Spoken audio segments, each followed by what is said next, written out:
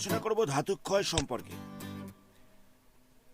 Aluminium, তামা, দস্তা, লোহা এই সমস্ত জিনিসগুলোকে দীর্ঘদিন খোলা বাতাসে রেখে দিলে বাতাসের অক্সিজেন এবং জলীয় বাষ্পর দ্বারা এবং কার্বন ডাইঅক্সাইডের প্রভাবে এগুলো ক্ষয় পায় আস্তে আস্তে। আমরা জানি যে লোহার ওপরে মরচে পড়ে, বিশুদ্ধ লোহার ওপরে কিন্তু মরচে পড়ে না, অবিশুদ্ধ লোহার ওপরেই মরচে পড়ে। একটা অবিশুদ্ধ লোহার টুকরোকে দীর্ঘদিন খোলা বাতাসে রেখে দিলে সেটা বাতাসের অক্সিজেনের সঙ্গে রিয়াকশন করে তার উপরে একটা ব্রাউন কালারের একটা লেয়ার পড়ে। এটাকে বলা হচ্ছে রাস্টিং বা মরচে। লোহায় মরচে ধরার কারণ কি? প্রধান কারণ হচ্ছে লোহার মধ্যে অশুদ্ধি, 2 নম্বর কারণ হচ্ছে জলীয় বাষ্প, 3 নম্বর কারণ হচ্ছে বাতাসের অক্সিজেন। বিজ্ঞানী ল্যাম্বার্ট মরচে ধরার তড়িৎ রাসায়নিক মতবাদ প্রচার করেছিলেন। তার মতবাদ অনুযায়ী লোহায় যে সমস্ত অশুদ্ধি কণাগুলো থাকে সেটাই হচ্ছে মরচের অন্যতম কারণ। এই অশুদ্ধিগুলো লোহার কণা এবং জলকণার সঙ্গে মিশে অসংখ্য ক্ষুদ্র ক্ষুদ্র তড়িৎ কোষের সৃষ্টি করে থাকে। এই অশুদ্ধি কণাগুলো লোহার কণা এবং জলকণার সঙ্গে মিশে অসংখ্য ক্ষুদ্র ক্ষুদ্র তড়িৎ কোষের সৃষ্টি করে থাকে। এই তড়িৎ কোষে লোহাটা অ্যানোড রূপে থাকে আর অশুদ্ধিগুলো ক্যাথোড রূপে থাকে। আর কার্বন ডাইঅক্সাইড যুক্ত জল বা জলীয় বাষ্পটা তড়িৎ বিশ্লেষ্য পদার্থ রূপে কাজ করে। বিজ্ঞানী ল্যাম্বার্টের মতবাদ অনুযায়ী লোহার মধ্যে থাকা অশুদ্ধিগুলো লোহাটাকে অসংখ্য ক্ষুদ্র ক্ষুদ্র তড়িৎ কোষে রূপান্তরিত করে। এখানে লোহাটা হচ্ছে অ্যানোডের কাজ করে আর ক্যাথোডের কাজ করে অশুদ্ধি কণাগুলো। তড়িৎ বিশ্লেষ্য রূপে থাকে কার্বন ডাইঅক্সাইড যুক্ত জল এবং জলীয় বাষ্প। কি হয়? প্রথমে লোহা একটা ইলেকট্রন ত্যাগ করে, দুটো ইলেকট্রন ত্যাগ করে, নিয়ে Fe2+ আয়ন রূপে জলে দ্রবীভূত হয়। ফার্স্ট স্টেপে লোহাটা দুটো ইলেকট্রন বর্জন করে Fe2+ আয়ন রূপে জলে দ্রবীভূত হয়। জলটা ভেঙে যায় H+ আর OH- আয়নে। এবারে এই OH+ আয়নটা পরে H2 গ্যাস তৈরি করে। এই H2 গ্যাসটা আবার বাতাসের অক্সিজেনের সঙ্গে যুক্ত হয়ে আবার জলে রূপান্তরিত হয়। আবার সেই জলটা আবার ভেঙে যায়, ভেঙে গিয়ে আবার H+ আর OH- আয়ন তৈরি করে। এরকমভাবে দেখা যায় যে OH- আয়নের পরিমাণটা বাড়তে থাকছে, OH- আয়নের আধিক্যটা বাড়তে থাকে। পরে সেই OH- আয়নগুলো Fe2+ আয়নের সঙ্গে যুক্ত হয়ে তৈরি করে ফেরাস হাইড্রোক্সাইড। পরে 4টে ফেরাস হাইড্রোক্সাইড আর অক্সিজেন যুক্ত হয়ে তৈরি করে Fe2O3 3H2O, যেটা হচ্ছে মরচে নামে পরিচিত। স্টেপটা আমি বলছি, আরেকবার বুঝিয়ে দিচ্ছি। প্রথমে লোহা থেকে একটা Feর পরমাণু অ্যাটম 2খানা ইলেকট্রন বর্জন করে Fe2+ রূপান্তরিত হয়, নিয়ে জলের মধ্যে দ্রবীভূত হয়ে যায়। জলটা H+ আর OH- আয়নে ভেঙে যায়। H+ আয়নটা কি করে? বাতাসের অক্সিজেনের সঙ্গে রিয়াকশন করে আবার জল তৈরি করে, আবার সেই জলটা ভেঙে যায় H+ আর OH- আয়নে। এরকমভাবে দেখা যায় OH- আয়নের পরিমাণটা বাড়তে থাকছে। এবার প্রথমে যে Fe2+ আয়নটা তৈরি হয়েছিল সেটা OH- আয়নের সঙ্গে যুক্ত হয়, তৈরি করে FeOH2 ফেরাস হাইড্রোক্সাইড। পরে এই 4টে ফেরাস হাইড্রোক্সাইড এবং অক্সিজেন একসাথে যুক্ত হয়ে তৈরি করে 2Fe2O3 আর 3H2O, যেটা মরচে নামে পরিচিত। এই স্টেপগুলো মনে রাখতে হবে। জলের মধ্যে যদি ক্লোরাইড থাকে সেক্ষেত্রে মরচেটা খুব তাড়াতাড়ি পড়ে, তাই সমুদ্রগামী জাহাজ বা জলের নিচে থাকা পাইপ লাইন এইগুলোর ক্ষেত্রে গুরুতর একটা সমস্যার সৃষ্টি হয়। মরচে নিবারণের কী কী উপায় রয়েছে? লোহা বা লোহার তৈরি জিনিসের উপরে আলকাতরা লাগাতে হবে বা রঙের প্রলেপ দিতে হবে। লোহার ওপরে গলিত জিঙ্কের প্রলেপ দিতে হবে, যেটাকে বলা হচ্ছে গ্যালভানাইজেশন। টিনের প্রলেপ দেওয়া যেতে পারে। লোহার ওপর ক্রোমিয়াম আর নিকেলের প্রলেপ দিলে মরচে পড়বে না। দিল্লিতে গুপ্তযুগে তৈরি কুতুব মিনার রয়েছে। কুতুব মিনারের এই স্তম্ভটি একটি উন্নত মানের ইস্পাত দিয়ে তৈরি, সেই কারণে এটা এখনো অবধি মরিচাহীন, এটাতে এখনো অবধি মরচে ধরেনি।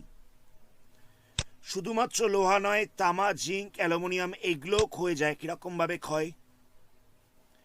অনেক দিন ধরে তামার তৈরি জিনিস আর্দ্র বায়ুতে পড়ে থাকলে তৈরি হয় অক্সাইড। অক্সাইডের একটা আস্তরণ পড়ে সবুজ রঙের তামার জিনিসটার ওপরে।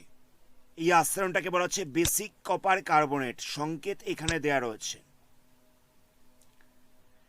অথবা কপারটা বাতাসের SO2 সঙ্গে বিক্রিয়া করে কপার সালফেট তৈরি করতে পারে, তার সংকেত এখানে দেয়া রয়েছে। এর ফলে তামা ক্ষয়ে যায়। নেক্সট হচ্ছে জিঙ্ক। জিঙ্কটাও আর্দ্র বায়ুতে থাকলে জিঙ্কের ওপরে জিঙ্ক কার্বনেটের একটা আস্তরণ পড়ে সাদা রঙের, তাতেও জিঙ্ক ক্ষয়প্রাপ্ত হয়। অ্যালুমিনিয়াম বাতাসের মধ্যে রাখলে ওপরে একটা অ্যালুমিনিয়াম অক্সাইডের আস্তরণ পড়ে, সাদা রঙের আস্তরণ হয়। এর ফলে ওপরে আস্তরণটা হয়ে যাওয়ার ফলে ভেতরকার বিশুদ্ধ অ্যালুমিনিয়ামটা আর বাতাসের সংস্পর্শে আসতে পারে না। মানে আমি অ্যালুমিনিয়ামের তৈরি একটা জিনিসকে খোলা বাতাসে রেখে দিলাম, ওপরটা একটা সাদা আস্তরণ পড়ে গেল, তার ফলে ভেতরে অ্যালুমিনিয়ামটা আর অক্সিজেনের সংস্পর্শে আসতে পারবে না। আমি যদি ওপরের আস্তরণটা তুলে দিই, তখন দেখা যাবে সেটা আবার অক্সিজেনের সংস্পর্শে আসছে। আমাদের মানব স্বাস্থ্যে অ্যালুমিনিয়াম, জিঙ্ক এবং কপারের ক্ষতিকারক প্রভাব। দীর্ঘদিন ধরে অ্যালুমিনিয়াম, কপার এবং জিঙ্ক এই ধাতুর তৈরি জিনিসগুলোকে যদি আর্দ্র বায়ুতে রেখে দেওয়া যায়, তাহলে এর ওপর একটা আস্তরণ পড়বে। এখানে যে সমস্ত কম্পাউন্ডগুলো তৈরি হবে সেটা হচ্ছে আমাদের শরীরের পক্ষে ক্ষতিকারক। আমরা যদি ওই কপারের তৈরি, অ্যালুমিনিয়ামের তৈরি বাসনে খাবার খেয়ে থাকি, সেক্ষেত্রে দেখবো ওই ক্ষতিকারক পদার্থগুলো আমাদের শরীরে যাচ্ছে। তাই অবশ্যই কোনো একটা অ্যালুমিনিয়াম, জিঙ্ক বা কপারের তৈরি কোনো একটা বাসন রয়েছে, তার মধ্যে যদি কোনো রকম দাগ থাকে, সেই বাসনে খাওয়া উচিত নয়। তাহলে আমাদের দেহের মধ্যে ওই কম্পাউন্ডগুলো যাবে, যেটা আমাদের পক্ষে ক্ষতিকারক। অ্যালুমিনিয়ামের তৈরি কোনো জিনিসের মধ্যে টক জাতীয় কোনো জিনিস রাখা উচিত নয়। কারণ হচ্ছে টকটা হচ্ছে, মানে আমরা যে টকগুলো খেয়ে থাকি সেটা হচ্ছে জৈব অ্যাসিড। এই জৈব অ্যাসিডের সাথে অ্যালুমিনিয়ামটা বিক্রিয়া করবে, তার ফলে যে লবণটা তৈরি হবে সেই লবণটা হচ্ছে আমাদের দেহের পক্ষে ক্ষতিকারক। সেই কারণে অ্যালুমিনিয়ামের পাত্রের মধ্যে কোনো টক জাতীয় জিনিস রাখা উচিত নয়। নেক্সট কতগুলো মেটালের সম্পর্কে আলোচনা করা হয়েছে। প্রথমেই বলা হচ্ছে আয়রনের সম্পর্কে। সিম্বলটা তো আমরা জানি Fe। পরমাণু ক্রমাঙ্ক মানে কতগুলো প্রোটন রয়েছে, 26খানা। অ্যাটমিক মাস কত, 55.85। যোজ্যতা কত, ভ্যালেন্সি কত, 2 আর 3। কার্বনের পরিমাণ অনুযায়ী আয়রনটা 3 রকমের হয়ে থাকে। একটা হচ্ছে কাস্ট আয়রন। কাস্ট আয়রনে কার্বন রয়েছে 2% থেকে 2.5%, সব থেকে অবিশুদ্ধ লোহা এটা। তারপর হচ্ছে রট আয়রন, এখানে কার্বন রয়েছে 0.1 থেকে 0.15%। স্টিল আয়রন, এখানে কার্বন রয়েছে 0.15 থেকে 1.5% পর্যন্ত। কাস্ট আয়রন কী কী কাজে লাগে? জলের পাইপ, রেলিং, রড, আলোকস্তম্ভ এগুলো তৈরি করতে লাগে। রট আয়রন কী কাজে লাগে? শিকল, পেরেক, ডায়নামো, বৈদ্যুতিক মোটর তৈরি করতে লাগে। স্টিল আয়রন কী কাজে লাগে? জলের পাম্প, ট্র্যাক্টর, লাঙলের ফলা এগুলো তৈরি করতে লেগে থাকে। নেক্সট আলোচনা করা হচ্ছে কপারের সম্পর্কে। চিহ্ন তো আমরা জানি Cu। Total number of proton হচ্ছে 29, পারমাণবিক ভর হচ্ছে 63.54, ভ্যালেন্সি হচ্ছে 1 or 2। কী কাজে লাগে? গুড কন্ডাক্টর অফ ইলেকট্রিসিটি, কারেন্টের সুপরিবাহী। তাই বৈদ্যুতিক যন্ত্রপাতি মানে বৈদ্যুতিক তার, ডায়নামো, ইলেকট্রিক হিটার এগুলো তৈরি করতে লেগে থাকে। পিতল তৈরি করতে লাগে, কপার আর জিঙ্ক মিশিয়ে পিতল তৈরি করা হয়। কাঁসা তৈরি করতে লাগে কপার আর স্টেনলেস স্টিল মিলিয়ে। জার্মান সিলভার বানাতে লাগে কপার, জিঙ্ক, আর একটা হচ্ছে এনআই মিশিয়ে, নিকেল মিশিয়ে। এখান থেকে প্রচুর শর্ট কোশ্চেন আসতে পারে, যেমন ধরো বলতে পারে জার্মান সিলভার তৈরি করতে কি কি লাগে, অথবা বলতে পারে রট আয়রনে কত পার্সেন্ট কার্বন থাকে। এরকম ধরনের শর্ট কোশ্চেন আসতে পারে। নেক্সট বলা হচ্ছে দস্তার সম্পর্কে। সিম্বল আমরা জানি যে Zn. Total number of proton হচ্ছে 30, অ্যাটমিক মাস হচ্ছে 65.5, আর ভ্যালেন্সি হচ্ছে 2। ব্যাটারি তৈরি করতে লাগে, ড্রাই সেল তৈরি করতে লাগে, মানে পেন্সিল ব্যাটারিগুলো বানাতে লেগে থাকে। আয়রনের জিনিসের ওপরে একটা গ্যালভানাইজেশন করতে, মানে জিঙ্কের প্রলেপ দিতে ব্যবহার করা হয়ে থাকে। জিঙ্ক হোয়াইট রং তৈরি করতে লেগে থাকে। জিঙ্ক হোয়াইটের সংকেত কি দেয়া রয়েছে? ছাপার ব্লক তৈরি করতে লেগে থাকে। নেক্সট হচ্ছে অ্যালুমিনিয়াম। সিম্বল দেওয়া রয়েছে এল। অ্যাটমিক নাম্বার হচ্ছে 13, অ্যাটমিক মাস হচ্ছে 26.98, আর ভ্যালেন্সি হচ্ছে 3। কি কাজে লাগে? অ্যালুমিনিয়ামের একটা বিশেষ গুণ হচ্ছে অ্যালুমিনিয়াম সহজে ভেঙে যায় না, কিন্তু এটার ওয়েটটা হচ্ছে সব থেকে কম। তো এটা হচ্ছে মজবুত এবং হালকা। তো সেই কারণে প্লেন বা যে কোনো গাড়ির বডিটাকে তৈরি করা হয় অ্যালুমিনিয়াম দিয়ে। রান্নার জিনিসপত্র তৈরি করতে লেগে থাকে। এছাড়াও অ্যালুমিনিয়াম ফয়েল প্যাকিং করার কাজে লেগে থাকে। অ্যালয় বলতে কি বোঝায়? 2 বা তার বেশি ধাতুকে মিশিয়ে যখন আমরা কোনো একটা মিশ্রণ তৈরি করব, সেটাকে বলা হচ্ছে অ্যালয়। আর এই 2 বা 3খানা ধাতুর মধ্যে একটা ধাতু যদি পারদ হয়ে থাকে, মার্কারি হয়ে থাকে, সেটাকে বলা হবে পারদ সংকর বা অ্যামালগাম। কথাটা বোঝো।